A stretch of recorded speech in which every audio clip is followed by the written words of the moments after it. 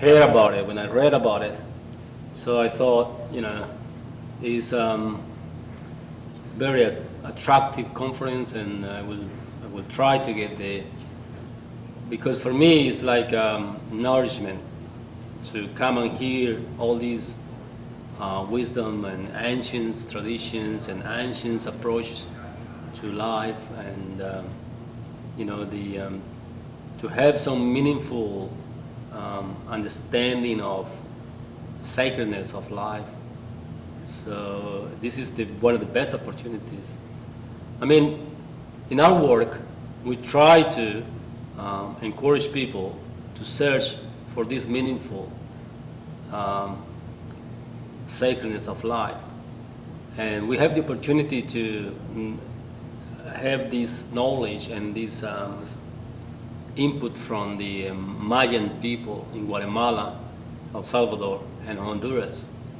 But to come to a conference of this size and from all over the world, and to hear what you're doing, and how do you care for your land, for your resources, for your people, and that for me is a very valuable and very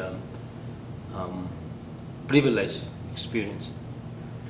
I think the problems of the world today are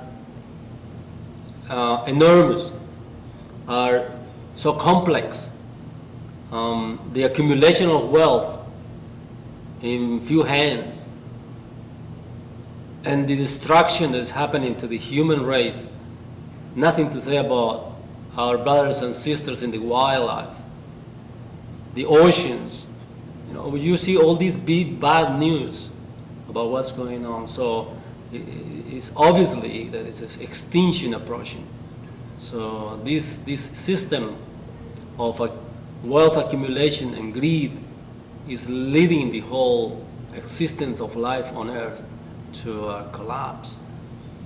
So I don't think they have neither technology, nor the money, and nor the wise people of the Western capitalistic societies, or the North, as we call them, have the answer.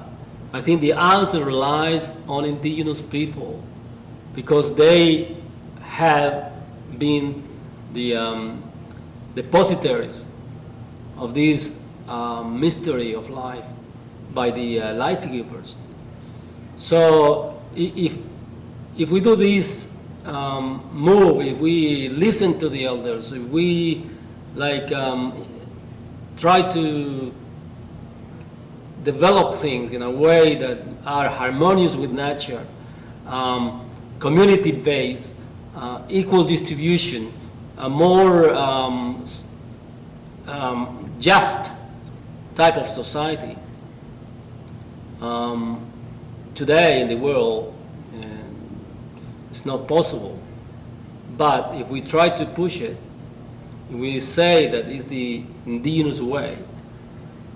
So the people listen to it and say it makes sense, because that's what we are facing today, extinction, and the only answer to it is to propose a system contrary to it, radically contrary to what is being given to us today as a normal life. Because I like to respond in this way, that it's so important that we all get together and share information, because we've been struggling, myself in New Zealand, and with our people, have been struggling for years, and the government, the society has never allowed us to do the things that and share things that belong to us.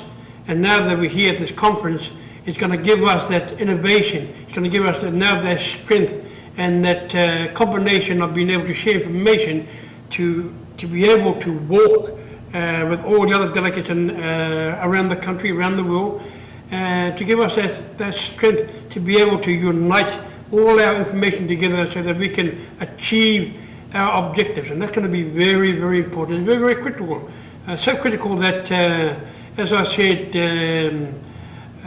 we just been going along the system of the government, and they haven't There hasn't been a partnership to us, but this conference will give us that encouragement, that sheer honesty of being able to share all those things we're talking about.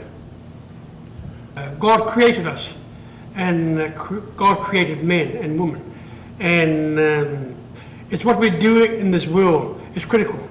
And by coming to this conference, is identifying ourselves in who we are, what we are, and how we're going to do it. Because at the end of the day, there's a lot of things that we need to strive for, and we're struggling all the time.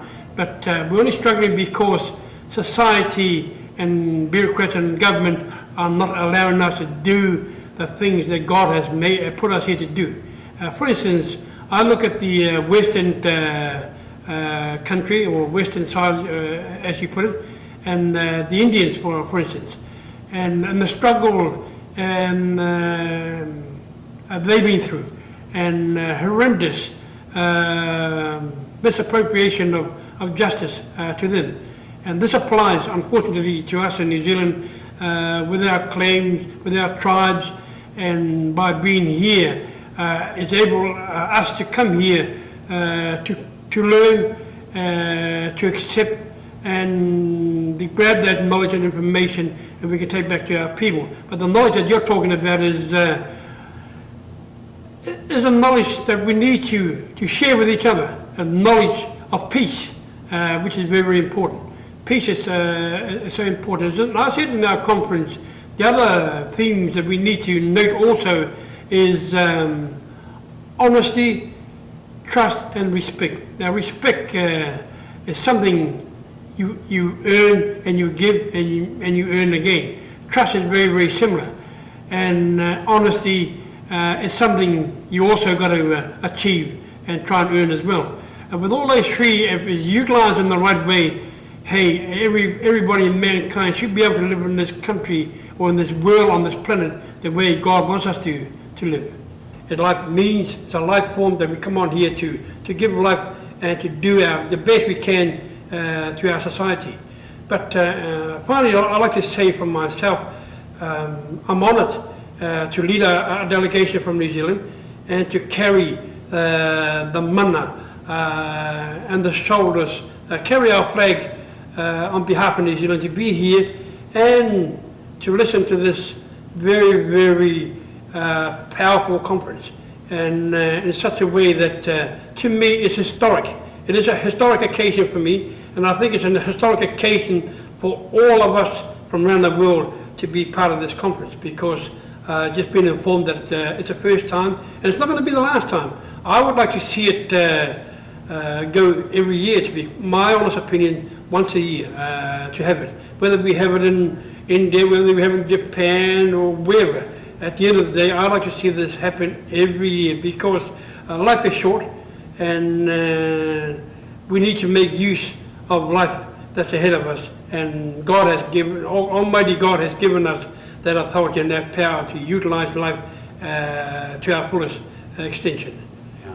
With that, thank you very much. And there's something that we will treasure in New Zealand, and we will never ever forget, and it'll be in our hearts for the rest of our lives. Thank you. I think that this topic is so important right now, the time that we're at in the world.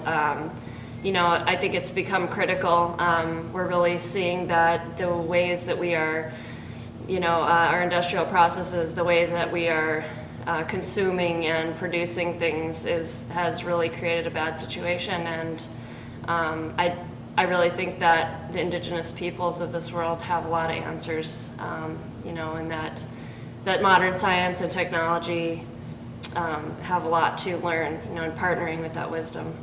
My view of Indigenous knowledge is really to take everything into account. You don't just look at economics, you don't just look at your physical assets, you know, you take into account the human spirit, you take into account the community, you take into account, you know, all those things that make you a well-rounded, a whole, happy, complete person that I think a lot of the Western paradigm has totally lost. And that I mean, honestly, I think that that's going to be you know, to restructure the way that we do business, to restructure our societies based on that, you know, taking the human perspective and, you know, and life as a whole. I mean, and not just, I don't mean the human perspective as in, you know, we're the only ones that matter, but taking all of life and it being important, you know, and something that should be cherished. I want to say that this has been a groundbreaking experience for me to learn about so many different cultures from different parts of the world, from Asia, from Africa, from New Zealand, from the United States, and certainly from the First Nations that have been represented here. The issue of sustainable development is an important one globally. I attended the Johannesburg Conference on Sustainable Development, and that conference was missing something, and what that conference was missing was the presence of the story of the Menominee Nation. And I think today the participants that were here were able to learn more about the 10,000-year history of the Menominee Nation and the work that the College of the Menominee Nation has been doing in forestry management. Forestry management is an extremely important issue all across the globe because of its relation to culture, to history, and to water. It's a key issue for many communities. I think it's an important issue because we are recognizing globally that the planet and societies are out of balance. When we look at weather patterns, when we look at social and political and economic institutions, those institutions aren't functioning as they should. And in my view, the purpose of government, the purpose of society is to protect its members and also to bring a level of happiness, of achievement, of accomplishment to various segments of society. And we know just by basic patterns of consumption here in the United States, and particularly around the issue of natural resource consumption, we're at a balance with nature. And it's important to take a look at that and to look at models wherever they come from. Those of us who have had the advantage of being at this conference have been able to witness firsthand a successful model that's been in place despite all of the injustices that have been experienced by the Menominee Nation and other First Nations. Despite all those injustices, there are still lands and cultural resources and sacred spaces that are existing. Not to the extent that was the case 100 or 200 years ago before European expansion in the United States, but just the fact that the nation survives is inspiration, and that's what we need, is models of inspiration. We need alternative models that show how a community, regardless of its racial, ethnic, economic composition, how does a community live in harmony with nature? How do we create a balance where there's no difference perceived between natural resources and the need to nurture the real spirit of the human potential? And for me, having been here for these 3-4 days, hearing from members of the Menominee Nation, Ojibwe, the Lakota Nation, and seeing what they have been able to achieve despite things like the Doors Act, despite the need to have registration cards to prove their native heritage. In spite of all of that, these communities continue to exist, despite the actions of government and of the judicial system. These communities not only exist, but they're thriving. There are challenges within those communities, as there are in every community. And it is how you approach those challenges that is important. So when we look at sustainable development globally, What indigenous wisdom brings is exactly that. It brings a respect for life, for every individual, for every culture, however that culture is manifested. And that is where we are as a planet, is learning the need to relearn, if you will, how to respect one another on an individual basis, on a group basis, on a social basis, as societies. And that's what has been the lesson of the conference.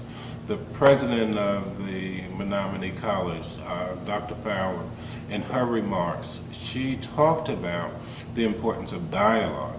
And it is that dialogue that is important to understand one another. And it's understanding that builds trust, and it's understanding that builds cooperation. And the Menominee model of sustainable development, which you'll hear other speakers talk to, is one that Dr. Fowler, Holly Youngbear, all the faculty and staff have illustrated just on the basis of the hospitality that has been extended to individuals like myself who have never been to Wisconsin.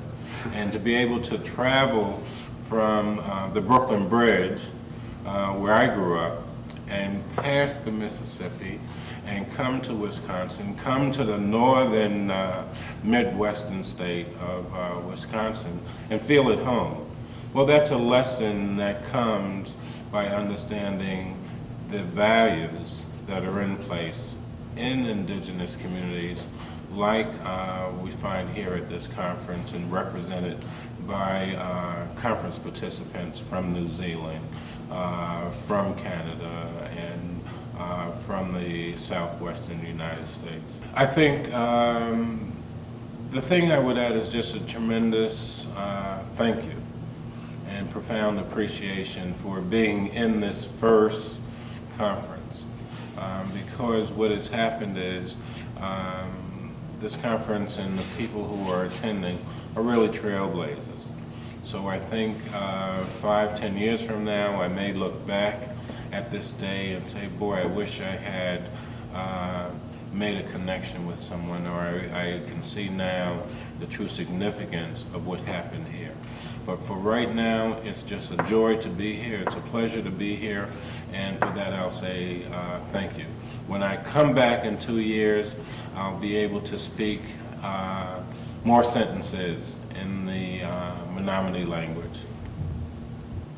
After delivering the presentation and sitting and seeing other presentations, the team felt that we'd come to the right place to share that sort of wisdom.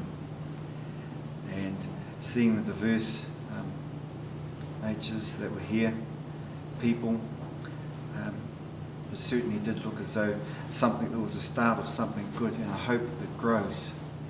Which brings me to, there's been a bit of talk about where or if another one is presented. And if I could just share one view on that, one of my thoughts on that is the concept of sharing Indigenous wisdom has come from here, from Menominee. And I really think that the Menominee people have a great concept. It's a concept that it must have come from deep within. First, in the so-called West, we have a god that we call money. Money rules. Economic interests are the ones that decide. Are the powerful transnational corporations in the world who decide how to move the forces in the world in order to make more profits. That's one God. But I do believe in another God, and this is why I find this interaction with our brothers and sisters from the indigenous communities, Menominee nation, that there is this great spirit that values other things more than money. Life. I think it's very important to realize that we're all connected by life. Not only us human beings, the different races, but also plants and animals. So I think it's very important to share this indigenous wisdom, because wisdom that has been acquired through ages, centuries of knowledge and trial and error, in the environment, is being lost very often because of greed, economic greed by few corporations in the world. So I believe that an opportunity to have cultural exchanges, to learn about each other, to hear problems, whether in Africa or in the US or El Salvador, I think is very important. So I'm very happy to have the opportunity to interact with all brothers and sisters here. Now we are leading the world into crisis. When you see, for example, that half of the people in the world live with less than $2 a day, and 40% of the people don't have access to clean water or sanitation facilities in the world, we're leading into crisis. The gap between the ones who have and the ones who don't have is much and much wider every time. So we need the wisdom, because we are living following a logic that is not the logic of Mother Nature. This we have to realize. We're getting more into a confrontation with nature. We have wasted so much CO2. We have put them into the environment that the climate is changing, and that generates a lot of damage around the world.